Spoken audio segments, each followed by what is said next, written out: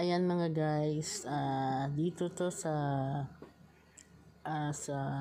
Glampling Merging Garden sa may Taichung.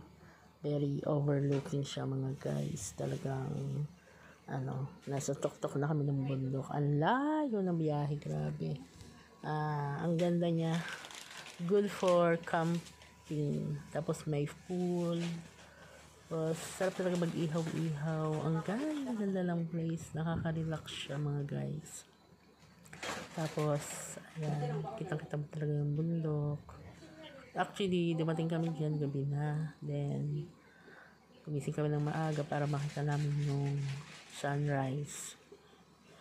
And, dumating pala kami dyan hapon. Nantay din namin yung sunset. Pero hindi masyadong kita yung sunset. Ito kasi dapat sa kabila. Then, wala na. Afterward, nagano kami. Ihaw-ihaw, nagano kami ng hotdog, barbecue, sardinas, ano pa bang dinala namin, talong, okra. Wala kaming isda kasi hindi kami nakapag-prepare agad. Yan mga guys, ang ganda-ganda, ang ang relaxing. Dito yung pwede kang mag-meditate, isip-isip, mag-reminisce, muni-muni, mga bagay-bagay. Tapos yun, pwede mo yung kausapin si Lord kasi malapit ka na talaga sa langit.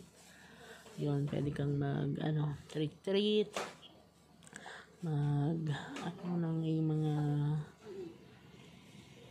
mag-isip-isip ng mga bagay-bagay na nagawa mo at magsisi din.